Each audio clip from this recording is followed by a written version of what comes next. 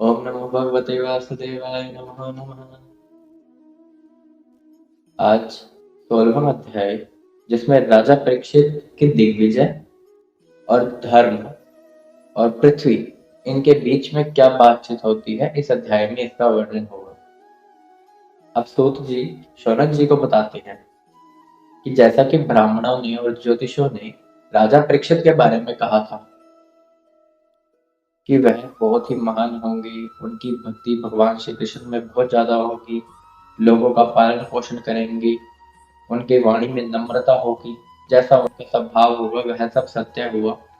और उनका विवाह उत्तर की पुत्री इरावती नामक स्त्री से हुआ, जिससे उन्होंने 4 पुत्र जन्मेजय उत्पन्न किए। वह भी आगे चलकर बहुत ही महान सिद्ध हुए, उनकी भी परम भक्ति थी भगवान श्री कृष्ण। तो एक दिन दिग्विजय के समय राजा परीक्षित ने देखा कि एक गाय और एक बैल को एक शूद्र मार पीट कर आगे की ओर लेके जा रहा है। यह देखकर उन्हें बहुत ही गुस्सा हुआ और उन्होंने उस शूद्र का मतलब है यहाँ पर किसी नीची जाति यानी कि कम वर्ग के लोग, जिनको भागवत में शूद्र नाम दिया गया है। तो उसने गाय और बैल को पीटा। इस कारण से राजा परीक्षित ने उन्हें पकड़कर बलपूर्वक दंड दिया। अब शौनक जी पूछ रहे हैं सूत जी से कि जो वह शूद्र था वह कलयुग था, तो उस कलयुग को जब उन्होंने पकड़ा तो उसका वध क्यों नहीं किया। कलयुग का नाश इस कारण से भी नहीं किया गया कि जो लोग मोक्ष की प्राप्ति चाहते हैं उन्हें बहुत ही आसानी से मोक्ष की प्राप्ति प्राप्त हो जाती है इस कलयुग में। पर इसके दोष क्या है वह भी सिद्ध होते हैं कि इस समय के अंदर लोग देवताओं को आहुति नहीं देते, यज्ञ नहीं करते। मोक्ष की प्राप्ति के लिए कम समय मिल गया है। आज के समय में जो लोग हैं उनकी आयु बहुत ही कम हो गई है, उनकी समझ भी घट गई है, उनकी बुद्धि भी घट गई है। तो महर्षियों ने यम यम यानी जो प्राण का हिसाब किताब रखते हैं, तो उन्हें शांति क्रम में नियुक्त कर दिया, जिस कारण से किसी की मृत्यु ना हो। यदि वह मोक्ष की ओर जा रहा है तो उसको और आयु प्राप्त हो जाए। इसके बाद राजा परीक्षित ने धनुष और बाण अपने हाथ में लिया और घोड़े पर चढ़कर अपनी रथ और अपनी सेना के साथ कलयुग का वध करने के लिए चल दिए। राजा परीक्षित की दिन ब दिन भगवान के प्रति भक्ति बढ़ती जा रही थी। जैसे जैसे वो पांडवों की कथा, अश्वत्थामा का ब्रह्मास्त्र चलाना और भगवान श्री कृष्ण का उन्हें बचाना जब वह गर्भ में थे, यह सुनकर उनकी भक्ति की कोई सीमा नहीं रही। उनके भाव छलक उठे, वह बहुत प्रसन्न हुए। जब वह अपनी दिग्विजय का समय था, उसे थोड़ी दूरी पर जहां वह रुके हुए थे, तो शिविर बोलते हैं, तो वहां से थोड़ी दूरी पर उन्होंने एक आश्चर्यजनक घटना देखी। वह यह थी कि धर्म और पृथ्वी बैल और गाय का रूप धारण करके आपस में बातचीत कर रहे हैं। यानी धर्म रूपी बैल है और गाय रूपी पृथ्वी। यहाँ पर धर्म गाय से कहते हैं कि तुम मुझे बहुत ही दुखी दिख रही हो, तुम मुझे अपने दुख का कारण बताओ।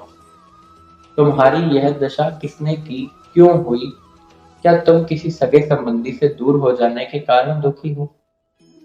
क्या तुम मेरी वजह से दुखी हो कि मैं एक पैर पर हूं?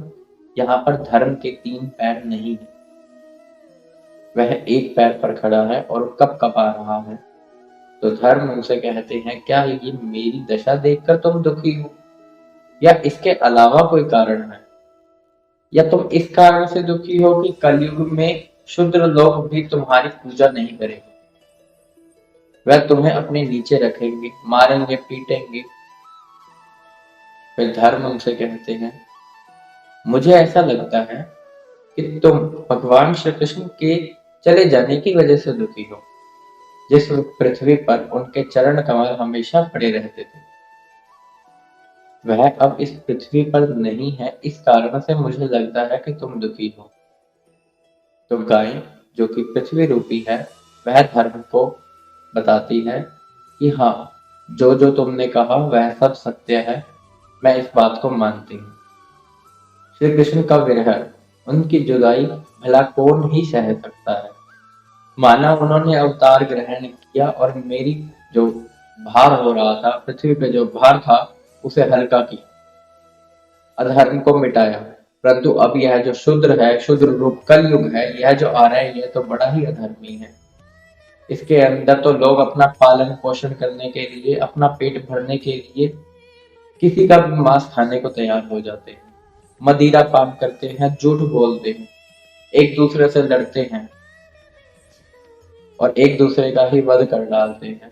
कोई किसी के साथ नहीं है, सब स्वार्थ के रिश्ते बन गए हैं।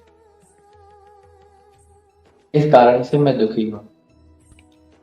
जिन भगवान के सहारे तुम सारे संसार को सुख पहुंचाने वाले अपने चारों चरणों से युक्त थे, जिसमें सत्य, पवित्रता, दया, क्षमा, त्याग, संतोष, सरलता, शम, दम, तप, समता, तितिक्षा, उपरति, शास्त्र विचार, ज्ञान, वैराग्य, ऐश्वर्य, वीरता, तेज, बल, स्मृति, स्वतंत्रता, कौशल, कांति, धैर्य, कोमलता, निर्भीकता, विनयशील, साहस, उत्साह, बल, सौभाग्य, गंभीरता, स्थिरता, आस्तिकता, कीर्ति, गौरव, निरहंकारता, ये 39 अप्राकृत गुण हैं जो आजकल के पुरुषों में नहीं पाए जाते। धर्म और पृथ्वी उसमें इस प्रकार बात कर ही रहे होते हैं कि उसी समय राजा परीक्षित सरस्वती नदी के तट पर आ जाते हैं और फिर उनसे प्रश्न उत्तर होते हैं, उनके बीच में वार्तालाप होती है, जिसका वर्णन अगले अध्याय में है।